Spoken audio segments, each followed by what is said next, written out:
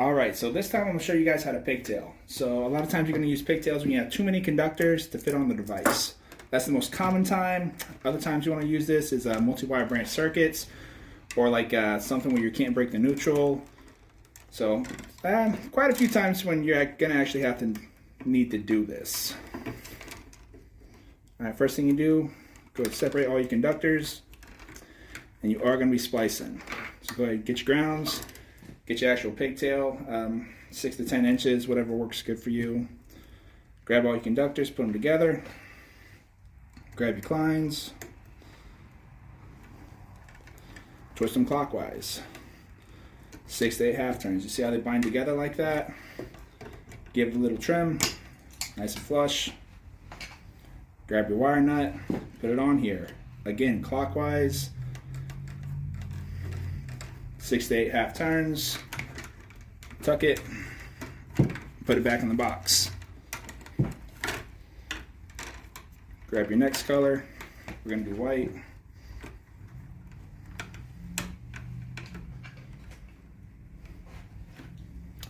Strip it back about 1.25 inches.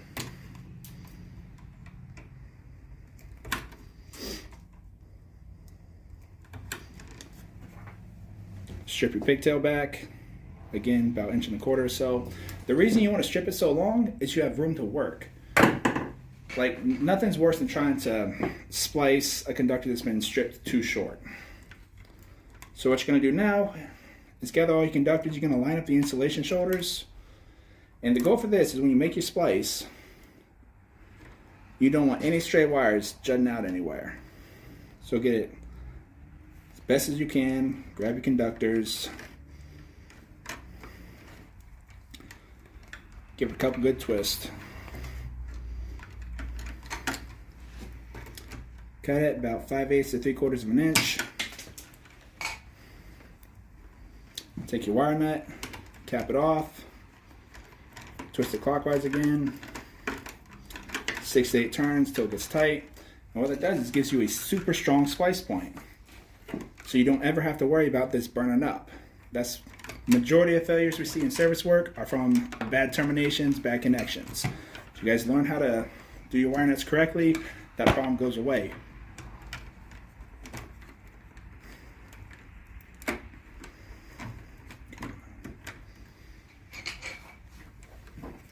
Move on to your last color, black.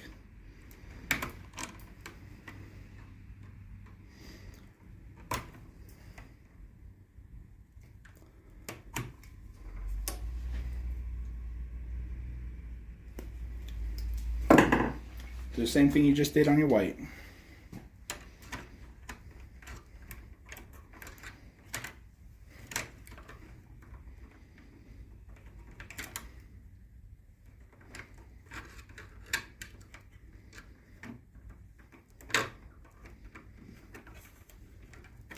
Now if you notice, I'm trying to twist them all together at once.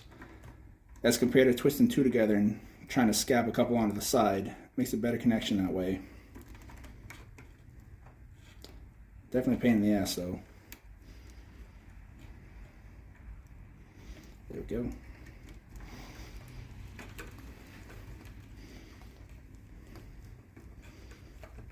Twist them clockwise. You see how they bind together? Really, really nice. Really good connection. Cut it 3/4. Cap it clockwise.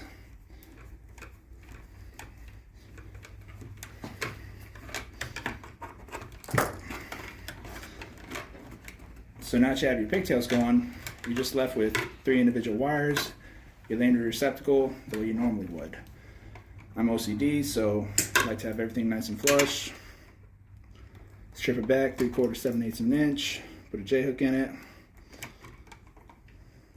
Strip it back. J-hook. J-hook on the ground. Grab your device. I like to land ground first. Hooks go clockwise, tighten to manufacturer specs.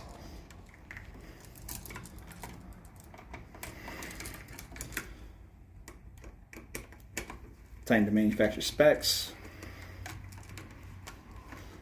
Go ahead and tighten your other screw in. What this does is it reduces the footprint of the device in the box. There's less likelihood of it making contact with something that's not supposed to.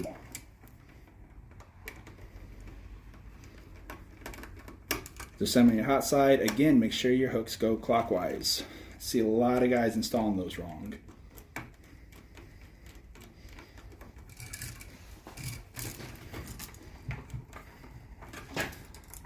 Tuck it in like you would a normal receptacle. Do your best to keep the conductors on the back side coming straight.